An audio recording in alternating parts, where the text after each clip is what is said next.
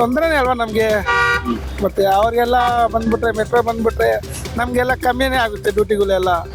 ಅದೇ ಗೊತ್ತಾ ಅಷ್ಟೇ. ಪಕ್ಕ ಹೊಡಿತಾರೆ, ನಮ್ಮ ಬಡ್ರ ಮೇಲೆ ಪಕ್ಕ ಹೊಡಿತಾರೆ ನಮಗೆ. ನೋಡಿ ಈಗ ಎಷ್ಟು ಬ್ಲೂ ಟ್ಯಾಕ್ಸಿ ಏನೇನೋ ಬಂದಿದೆ ಸಿಕ್ಕಾಬಿಡಿ ಇನ್ನು ಟ್ಯಾಕ್ಸಿಗಳು. ನಮಗೆ ಓಲಾ ಊಬರ್ಗೆ ಡ್ಯೂಟಿನೇ ಬಿಲ್ಲಲ್ಲ ಏರ್ಪೋರ್ಟ್ಗೆ ಅಲ್ವಾ. ಈಗ ಮೆಟ್ರೋ ಬಂದರೆ ಇನ್ನೂ ಅದು ನಮ್ಮ ಈಗ ನನ್ನ ಪ್ರಕಾರ ಒಂದು ದೃಷ್ಟಿಯಲ್ಲಿ ಅನುಕೂಲನೇ ಆಗುತ್ತೆ, ಅನಾನುಕೂಲ ಅದರ ಎರಡರಷ್ಟು ಅನಾನುಕೂಲ ಆಗುತ್ತೆ.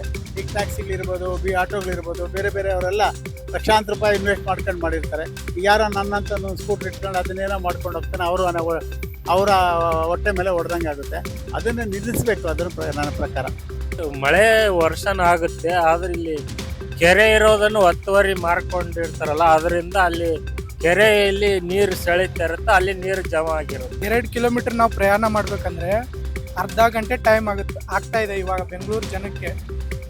ಸೊ ಇಂಥದ್ದೆಲ್ಲ ಆದಾಗ ಹೊರಗಡೆ ಈ ಥರ ಫೆಸಿಲಿಟಿ ನಾವು ಕೊಟ್ಟಾಗ ಹೊರಗಡೆ ಕಂಪ್ನಿಗಳಿಗೆ ಇಲ್ಲಿ ಬೆಂಗಳೂರಲ್ಲಿ ಬಂದು ಕಂಪ್ನಿ ಸ್ಟಾರ್ಟಪ್ ಮಾಡೋಕ್ಕೆ ಅನುಕೂಲ ಆಗುತ್ತೆ. ಈಗ ಏರ್ಪೋರ್ಟ್ಗೆ ಏರ್ ಟ್ಯಾಕ್ಸಿ ಮತ್ತೆ ಮೆಟ್ರೋ ಬರ್ತಾ ಇದೆಯಲ್ಲ ಸರ್, ಅದ್ರ ಬಗ್ಗೆ ಹೇಳಿ. ಅದ್ರ ಬಗ್ಗೆ ನಮ್ಗೇನು ಬೇಕಿಲ್ಲ. ನಾವೇನು ಮೆಟ್ರೋಲ್ಲಿ ಹೋಗ್ಬೇಕಾಗಿಲ್ಲ, ಇಲ್ಲ ಫ್ಲೈಟಲ್ಲಿ ಹೋಗೋಂಥ ಅವಶ್ಯಕತೆ ನಮ್ಗೆ ಇಲ್ಲವೇ ಇಲ್ಲ. ಆಯ್ತಾ, ನಮ್ಗೆ ಅದರಿಂದ ಆಗಂತ ಪ್ರಯೋಜನನೂ ಏನಿಲ್ಲ. ಯಾರೋ ಹೊರಗಡೆ ಬರ್ತಾರೆ, ಹೊರಗಡೆ ದೇಶದವ್ರು ಬರ್ತಾರೆ, ಅವರು ಫ್ಲೈಟ್ನಲ್ಲಿ ಹೋಗ್ತಾರೆ, ಇದರಲ್ಲಿ ಮೆಟ್ರೋದಲ್ಲೂ ಹೋಗ್ತಾರೆ. ನಾವು ರೈತರು, ನಾವು ಎಲ್ಲೂ ಹೋಗಂಗಿಲ್ಲ, ಎಲ್ಲೂ ಬರೋಂಗಿಲ್ಲ. ಹೋದ್ರೆ ಯಲಹಂಕ ಇಲ್ಲ ದೇವನಹಳ್ಳಿ, ಅಕಸ್ಮಾತ್ ಅಮ್ಮಮ್ಮ ಅಂದ್ರೆ ಬೆಂಗಳೂರು, ಮುಗೀತು. ಹೋಟೆಲ್ ಹೆಸರು ಶ್ರೀಕೃಷ್ಣ ಸಾಗರ್ ಅಂತ ಹೇಳಿ.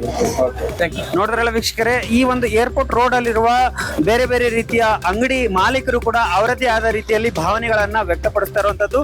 ಸೊ ಬಿಸ್ನೆಸ್ಗೆ ಸಂಬಂಧಪಟ್ಟಂತೆ ಕೂಡ ಸಾಕಷ್ಟು ಬದಲಾವಣೆ ಆಗಬಹುದು ಅನ್ನುವ ರೀತಿಯಲ್ಲಿ ಅವರು ಮಾತುಗಳನ್ನ ಹೇಳ್ತಾ ಇದ್ದಾರೆ. ಚೇಂಜಸ್ ಅಂದ್ರೆ ಅದೇ, ಇಲ್ಲೊಂದ್ ಸ್ವಲ್ಪ ಬಿಸ್ನೆಸ್ ಒಂದ್ ಸ್ವಲ್ಪ ಡೌನ್ ಆಗ್ಬೋದು. ನಿಲ್ಸ್ದಿರ ಹಂಗೆ ಡೈರೆಕ್ಟ್ ಏರ್ಪೋರ್ಟ್ ಹೋಗುತ್ತಲ್ಲ, ಅದರಿಂದ.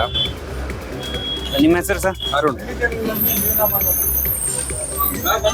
ನೀವ್ ಹೇಳಿ ಸರ್. ನಮಸ್ಕಾರ. ಹೇಳಿ. ಅದೇ ಈಗ ಇಲ್ಲಿ ಮೆಟ್ರೋ ಆಗೋದ್ರಿಂದ ಜನಗಳಿಗೇನು ತೊಂದರೆ ಅಂತ ಖಂಡಿತ ಆಗೇ ಆಗುತ್ತೆ. ಬಿಸ್ನೆಸ್ ಮಾಡೋರ್ಗೆ ತೊಂದರೆನೇ. ಹಳ್ಳಿ ಜನಗಳು ನಮ್ಗೇನು ಜೀವನ ಮಾಡ್ಬೇಕಷ್ಟೇ, ನಾವೆಲ್ಲ ಬೇರೆ ಇದೇನು ಆಗಲ್ಲ. ಇಲ್ಲಿ ಎಲ್ಲ ಹೋಗ್ತವೆ ಬರ್ತವೆ. ಇಲ್ಲಿ ಅಂಡರ್ ಪಾಸ್ ಮಾಡಿಬಿಟ್ಟು ಇನ್ನೂ ತೊಂದರೆ ಆಗುತ್ತೆ. ಅದೇ ಇಲ್ಲಿ ಉದ್ದೇಶ. ಇದು ಅಂಥ ಸಿಟಿ ಏನಲ್ಲ, ಇದು ಮಾಲ್ ಆಗುತ್ತೆ ಮುಂದೆ. ಹಿಂದಗಡೆ ಇದು ಏನು ಬೇರೆ ಕಂಪ್ನಿ ಬಂದಿದೆ, ಎಲ್ಲ ತೊಂದರೆನೇ. ನಮ್ಮ ಹೆಸರು ಸರ್? ಕೃಷ್ಣಪ್ಪ ಅಂತೇಳಿ. ಯಾವ ಊರು ಸರ್? ಶೆಟ್ಟಿಗೆರೆ. ಈಗ ಸಣ್ಣ ಸಣ್ಣ ಮಕ್ಕಳು ಕೂಡ ನಶೆ ಮಾಡ್ತಾ ಇದ್ದಾರೆ, ಚಟ ಮಾಡ್ತಾ ಇದ್ದಾರೆ. ಹೌದೌದು. ಅದು ಮನೇಲಿ ತಂದೆ ತಾಯಿ ಆದವರು ಮಕ್ಕಳ ಬಗ್ಗೆ ಕೇರ್ ತಗೊಂಬೇಕು.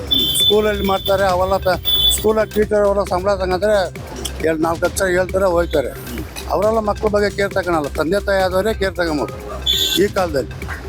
ಈಗ ಸಾಮಾನ್ಯವಾಗಿ ರಸ್ತೆಯಲ್ಲಿ ಸಾರ್ವಜನಿಕ ಸ್ಥಳಗಳಲ್ಲಿ ಕೂಡ ನಶೆ ಮಾಡ್ಕೊಂಡು ಓಡಾಡ್ತಾ ಇರ್ತಾರೆ. ಸೊ ಅವ್ರದ್ದು ನೋಡಿನೇ ಶಾಲಾ ಮಕ್ಕಳು, ಚಿಕ್ಕ ಮಕ್ಕಳು ನಶೆ ಆಮೇಲೆ ಕೆಟ್ಟ ಚಟ ಕಲಿತಾ ಇರ್ತಾರೆ. ಅದ್ರ ಬಗ್ಗೆ? ಹೌದೌದು. ಅವ್ರು ನೋಡಿ ಇವಾಗ ಮುಂದೆ ನಾವು ಮಾಡ್ತಿರೋದು ನೋಡಿ ಮಕ್ಕಳು ಕಲಿತಾರೆ. ಅದನ್ನ ನಾವು ಅವಾಯ್ಡ್ ಮಾಡಬೇಕು. ಮಕ್ಕಳು ಇರೋ ಜಾಗದಲ್ಲಿ ನಾವು ಆ ಕೆಟ್ಟ ಕೆಲಸ ಮಾಡಬಾರ್ದು. ಸೊ ನೀವು ಈಗ ಗುಟ್ಕಾ ತಿಂದಿದ್ದೀರಾ ಜಸ್ಟ್, ಸೊ ಅದ್ರ ಬಗ್ಗೆ ನೀವು ಏನ್ ಅನ್ಸುತ್ತೆ? ಕೆಟ್ಟದ್ದೇ, ಆದ್ರೆ ಏನೋ ಕಲ್ತು ಬಿಟ್ಟಿದ್ದಲ್ಲಿ ಮಾಡ್ತಾ ಇದೀವಿ ಅಷ್ಟೇ. ಸೊ ಬಿಡ್ಬೇಕಂತ ಅನ್ಸಲ್ಲ ಸರ್? ಅನಿಸುತ್ತೆ. ಆರೋಗ್ಯ ಕೆಡುತ್ತೆ ಅಂತ ನಮಗೂ ಗೊತ್ತು, ಏನ್ ಮಾಡಲ್ಲ ಹಿಂಗೆ ಕೆಲಸ. ಅಟ್ಲೀಸ್ಟ್ ಈ ಮಕ್ಕಳ ಮುಂದೆ ಅಥವಾ ಸಾರ್ವಜನಿಕ ಸ್ಥಳಗಳಲ್ಲಿ ಈ ರೀತಿ ಚಟ ಮಾಡಬಾರ್ದು. ತಪ್ಪು. ನೆಕ್ಸ್ಟ್ ಟೈಮ್ ಇಂದ ನೀವು ಮಾಡಲ್ಲ? ಇಲ್ಲ ಸರ್, ಮಾಡಲ್ಲ. ನೋಡಿದ್ರಲ್ಲ ವೀಕ್ಷಕರೇ, ಈಗ ಅವರ ತಪ್ಪಿನ ಅರಿವು ಅವ್ರಿಗೆ ಆಗ್ಬಿಟ್ಟು ನೆಕ್ಸ್ಟ್ ಟೈಮ್ ಇಂದ ಸಾರ್ವಜನಿಕ ಸ್ಥಳಗಳಲ್ಲಿ ಯಾವುದೇ ಒಂದು ಚಟದ ರೀತಿಯಲ್ಲಿ ನಶೆಯನ್ನ ಮಾಡಲ್ಲ ಅಂತ ಅಂದ್ರು. ಮತ್ತೆ ಕನ್ನಡದ ಬಗ್ಗೆ ಕೂಡ ಸಾಕಷ್ಟು ವಿಚಾರಗಳನ್ನ ಅವರು ಹಂಚ್ಕೊಂಡ್ರು.